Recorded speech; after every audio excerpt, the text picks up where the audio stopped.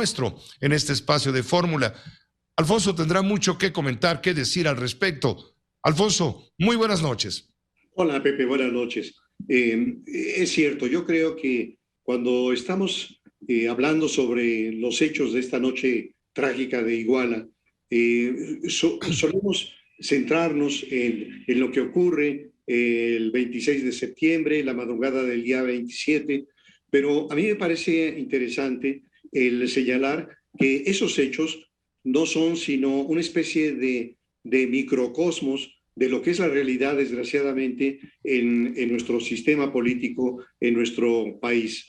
¿Y cuáles serían algunos de estos ingredientes que aflorarían o que serían descubiertos por los acontecimientos de aquella noche trágica? En primer lugar, diría yo que muestran, por una parte, una región del estado de Guerrero, donde se ubica Iguala, la tercera ciudad en importancia del estado, dominada por un grupo criminal. Pero esto es algo, Pepe, que ocurre en muchas otras regiones del país, que ocurre en Michoacán, que ocurre en Tamaulipas, en el Estado de México, en Sonora, etcétera, en donde los criminales imponen su ley a sangre y fuego.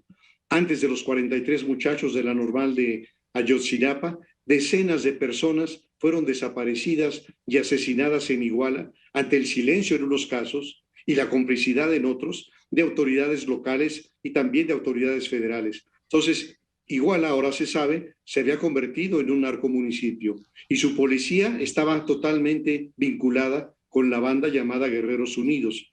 Pero había más, ninguna instancia del gobierno de Ángel Aguirre, ni su Secretaría de Gobierno, ni su Fiscalía, ni su Secretaría de Seguridad Pública habían intentado siquiera atender los focos rojos que estaban encendidos.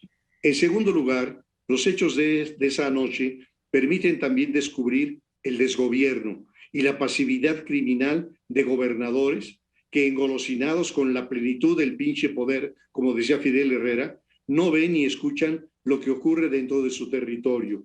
Iguala es apenas una muestra de lo que ocurre en el país, donde partes importantes del territorio nacional han sido sustraídas del poder legítimo del Estado. Tres, otra lección. Sí. La responsabilidad de los partidos, Pepe, en la postulación de candidatos a puestos de elección popular. Es decir, lo que nos muestra Iguala, con el caso de José Luis Abarca, es que los partidos, y hablo en plural porque no es uno solamente, han postulado como legisladores, como alcaldes, como gobernadores, a personas con trayectorias sucias o muy cuestionables, pero que financian las campañas. Así, José Luis Abarca fue postulado por el PRD, pero hay que recordar nada menos que el PRI le entregó candidaturas a gente como Tomás Yarrington o como Eugenio Hernández en Tamaulipas, que como gobernadores estuvieron vinculados al crimen organizado. 4. La Comisión para la Verdad sobre los hechos de Ayotzinapa revela que a pesar del blindaje que ha intentado proteger a los militares del escrutinio público a lo largo de décadas, está una realidad perturbadora: la colusión de oficiales de alta graduación con los criminales, aunque sabemos han sido pocos los ejemplos de militares procesados por estos vínculos. El más notorio, el general Jesús Gutiérrez Rebollo, que era el zar antidrogas y que trabajaba para Amado Carrillo. O cómo negar que en los narcotraficantes hay una estela de protección militar, como por ejemplo lo que ocurrió en el Rancho El Búfalo de Rafael Caro Quintero en los años 80 del siglo pasado, o la participación en la Guerra Sucia de los 70, o recordar que los gafes eran militares altamente entrenados que se pasaron al cártel del Golfo para convertirse en los Zetas, su brazo armado, y un brazo armado cuya brutalidad ha alcanzado extremos inconcebibles.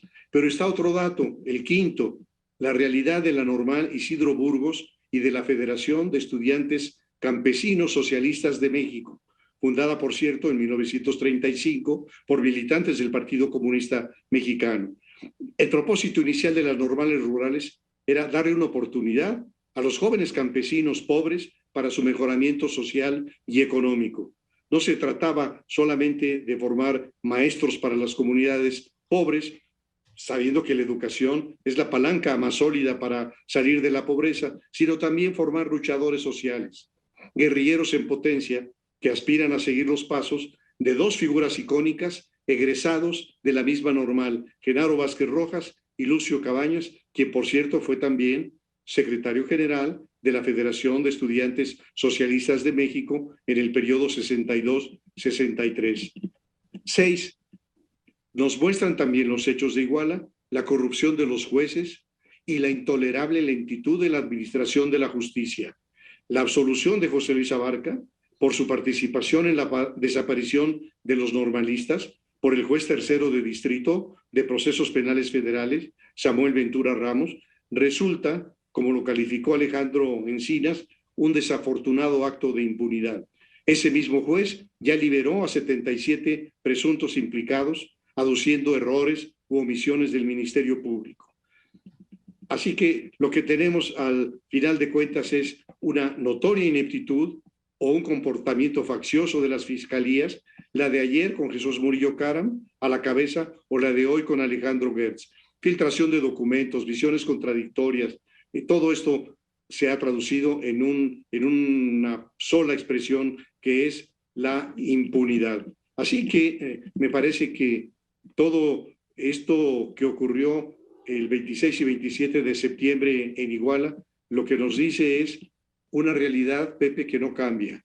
La pobreza de las familias de los muchachos desaparecidos es, por cierto, muy parecida a la de tiempos de Lucio Cabañas hace medio siglo. Por eso me interesaba no solo hablar sobre esos hechos de la noche, sino utilizarlos como un pretexto para revisar este microcosmos de una realidad que desgraciadamente está presente en muchas partes de nuestro país. Gracias, Alfonso. Gracias, maestro Zárate, por tu comentario, como siempre. Gracias a ti, Pedro. Buenas noches. Gracias, muy buenas noches, Alfonso Zárate, los usos del poder. Esta fue una producción de Grupo Fórmula. Encuentra más contenido como este en radioformula.mx.